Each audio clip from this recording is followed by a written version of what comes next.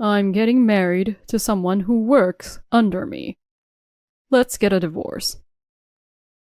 Along with these words, David slammed a divorce application filled out completely on the desk. Ever since you had our son, you haven't been as attractive or put in any effort. Huh, I'm fed up with you. Fine, but just so you know, I will definitely be claiming for compensation. So you better prepare yourself. In response, I argued back to my husband. He didn't like what I said and snorted in response. You're such a greedy woman. You can't even raise our son by yourself, so don't get all arrogant. Say what you want, but I have every right to child support and compensation. I'm not the bad one here. It's all on you. My name is Jenny. I'm a housewife in my 30s, raising a middle school son, James. I've been married to David, who is 3 years older than me for 15 years. We both work at the same company, and our involvement began when he became my mentor. We've worked in the same department ever since. We used to be mentor and mentee, but now we barely chat at work. We have both climbed the career ladder and hold respectable positions. Yet I still sometimes think, perhaps foolishly, that it must have been fate that brought my husband and me together. Jenny, I finished the documents you asked for. Already? That was quick, Susan. I'm in charge and have my own team now, and there's one person in particular that I really like. Her name is Susan. She's quite skilled at her job, and she's 10 years younger than me. Even though she's really talented, she's not one to show off. Okay, thanks. Next, I'd like you to work on this. Yes, ma'am. When there's time, we have lunch together.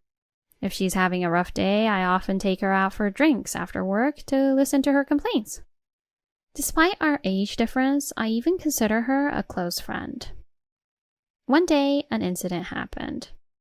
That day, I finished my work ahead of schedule and left work at the normal time for the first time in a while. I'll be late today. What about dinner? Don't worry about it. While my husband was busy with work and wouldn't be home for dinner, I felt a bit lonely, but it wasn't particularly unusual. So I left the office without much thought. But upon reaching the train station, shoot, I forgot my phone. I realized I had left my smartphone at the office. Normally, I could have asked my husband, who should still be working overtime, to bring it to me. But unfortunately, I forgot my phone. With no way to reach out to anyone, I had to go back to get my phone.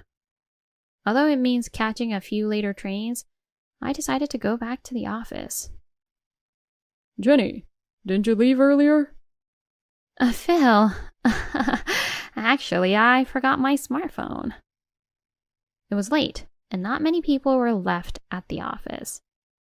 Strangely, my husband wasn't there either. That's unfortunate. But what a perfect timing. Can you take this with you?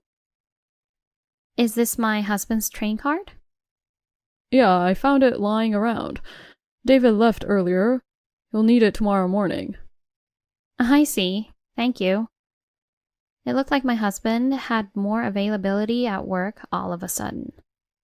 I checked my smartphone, but there were no messages from him.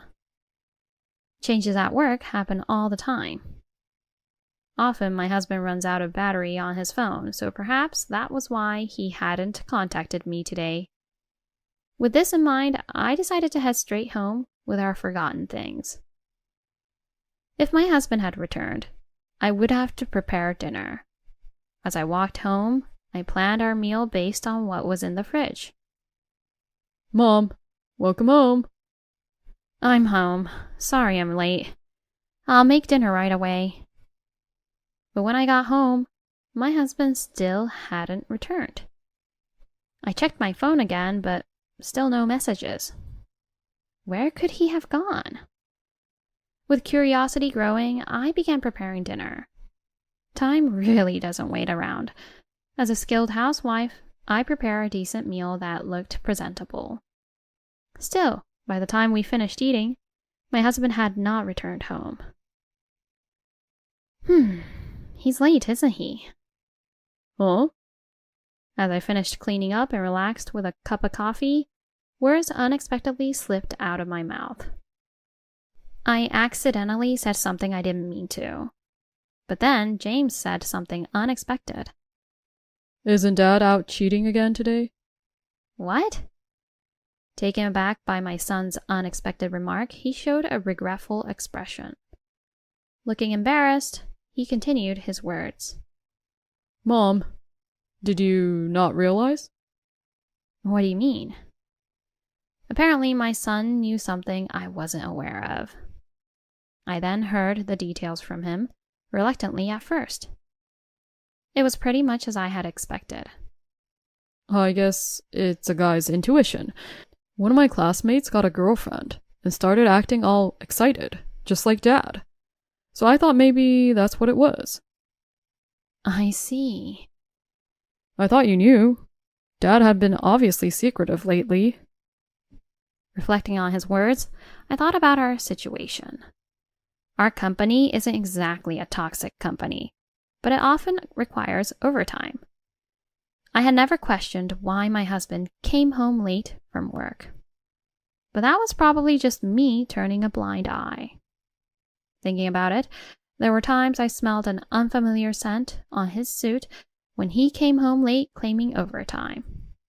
I sighed and gathered my thoughts. With so many suspicions now, I couldn't continue living as before. Plus, I didn't want my son to keep carrying the weight of knowing about his dad cheating. James looked very awkward when he told me about it. Thank you for telling me. I'll leave the rest to me. Afterwards, I boldly decided to hire a detective agency. After some time, the investigation results came back showing that my husband was actually cheating on me. And I was definitely shocked when I found out who his mistress was. You are kidding, right? I couldn't help but burst into laughter. My husband's affair partner was none other than Suzanne, my team member I had been fond of. To think they had been in a relationship for 6 years was astonishing. What was going through her head when I was showing her the ropes? Was she mocking me of being all intimate with my husband? The more I thought about it, the angrier I got. Revenge. These words vividly came to my mind. We need to talk. One day as I was plotting my revenge, my husband initiated a conversation. I'm getting married to someone who works under me. Let's get a divorce. At the same time, he slammed a fully completed divorce application on the desk. He must have asked a friend to help. Ever since you had our son, you haven't been as attractive or put in any effort. I'm fed up with you. All right, I see. Huh? You're not surprised about what's happening here? Or are you actually happy that I'm the one asking for a divorce? I didn't say that, but I'm not just going to accept what you've done. I will definitely demand compensation, so be prepared for that.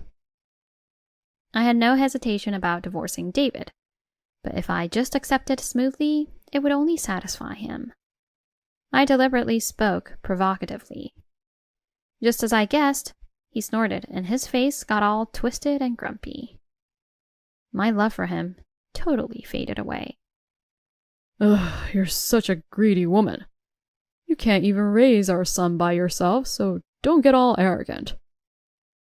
Say what you want, but I have every right to child support and compensation. I'm not the bad one here, it's all on you. You're always so resistant. Well, whatever. Just make sure to sign those papers and submit them. Having said his piece, he seemed satisfied. After striking the desk with the divorce papers a few times, he left our home, probably heading to Susan's. As he checked his smartphone casually, his expression slightly softened. Whatever he does now, he's just a stranger to me, and I couldn't care less. The next day, as I arrived at work, Susan ran up to me as usual. Hi, ma'am. Susan. She greeted me with her usual smile. I tried to respond as usual, but my lips twitched involuntarily. However, she didn't intend to keep up the act either. Upon approaching me, she withdrew her likable smile and sneered smugly. David finally told you about us, huh? Sorry for taking your husband. You. Don't make a scene, please. It would be so awkward at work. Don't be a total loser, old lady. Whispering provocatively in my ear, the scent of her perfume was the same one I had smelled from my husband. It was obviously intentional. But showing my emotions would be playing right into her hands. I kept my cool and responded. I won't do such things, but legally I will be making several claims against you. David mentioned that. You're really greedy, aren't you? Doesn't it make you feel bad to have to ask for money from a good team member like me? Not at all. Now, shouldn't you be working? You have tasks to do today, don't you? You're terrible. Susan couldn't handle what I said and got all mad. She's still a bit immature, I guess. Left behind were me and the stares of those around us. Following their gazes, there was my husband. He was looking at Susan with concern, as if she were the victim. I thought, does he think I'm bullying her? Absolutely ridiculous. I let out a deep sigh. Does David really see her as such an honest girl? If that's how it is, he doesn't have good judgment. He should learn more about women's feelings. That mean girl Susan needs to learn a thing or two about the real world for women, and I'm going to be the one to show her. The following week, I arrived at work early and was already busy when David showed up. Good morning? Since the day he left home with his carry-on bag, this was the first time David talked to me. When he entered the office, he had a fresh Monday morning look. However, as he stepped onto the floor with a formal greeting, he was met with intense stares from everyone present. Caught off guard by this unexpected reception, David voiced his confusion. Good morning. Unfortunately, right behind David, Susan appeared. Perhaps they no longer care about hiding it. The two of them were met with increasingly cold stares by other people. Even they must have felt it, as they looked troubled when getting to their seats. Hey, Jenny. I hope you didn't spread any rumors about us. That would be defamation, you know. I don't know what you're talking about. If it bothers you, why don't you ask around? Excuse me? Susan tried to throw a sarcastic comment my way, but I ignored it. Responding with equal sarcasm, she distorted her pretty face and began typing forcefully on her keyboard. Excuse me, I need your signature on this document. Yes. Here you go. Thank you. By the way, I wanted to ask you something. Sorry, I have another appointment, so we'll talk later, okay? Realizing she wasn't going to get anything from me, Susan then shifted her target to other colleagues, including Phil. But everyone ignored her, just as I did. The same went for David. The two were shunned by everyone at work. The only conversations they had were the bare minimum for work. If anyone tried to make small talk, they found an excuse to escape. Hey, you're not very nice. What are you talking about? Playing dumb, huh? You must have done something. Oh, I don't know what you mean. Instead of blaming others, why don't you reflect on your own actions? David tried to confront me, but I had nothing to say to him. Eventually, The two of them felt so uncomfortable that they quickly left the office as soon as lunch break began. Those two looked pretty upset. After the two left the office, Phil, holding a coffee, spoke to me as if to say, "Well done." "Phil, I'm sorry about this." It's fine. But are you okay? Is it hard to work? So far so good. I'm not the type to get upset over this. You're amazing, Jenny. Phil laughed, pleased with my response. Then he glanced briefly at their desks. It's so lame how they just run away when things get tough instead of facing it. Exactly. Thank you, Phil. You're the one who spread their rumor, aren't you? Huh? No. I just told that chatty lady about how my amazing coworker Jenny was crying because of David and Susan. She's the one who blabbed it everywhere. You knew exactly what would happen if you told her. We finished the day by having a fancy Italian dinner with Phil and the chatty lady to celebrate our hard work, giggling like partners in crime. Afterwards, David and Susan gradually lost their place at the company. Of course, I filed for divorce and demanded compensation. The chatty lady made the story more interesting as it made its way through the department. But the drama didn't end there. Why are you pushing your way in here? One day, a furious man barged into the company. Turns out, he was just another guy Susan was fooling around with. What's going on? Who is this guy? Shut up. I haven't forgiven you for the compensation yet. Don't talk to me so casually. Compensation? So, you had someone else besides me? If one could describe it, it was a chaotic and hellish scene that unfolded at the company.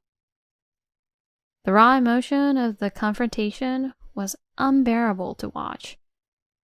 In the end, the situation escalated to the point where the police had to intervene. Susan quit like she was escaping from the chaos. And then my ex-husband left too, like he was trying to catch up with her. Apparently, he couldn't stand being left alone to face the scrutiny. What a pathetic man.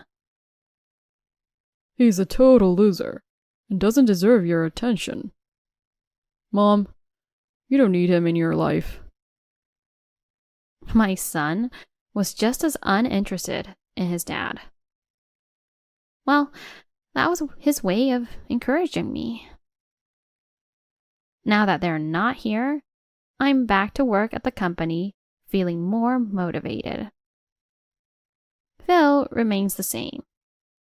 With their departure, the workplace atmosphere has dramatically improved. Now, I plan to live a happy life, supporting each other with my son.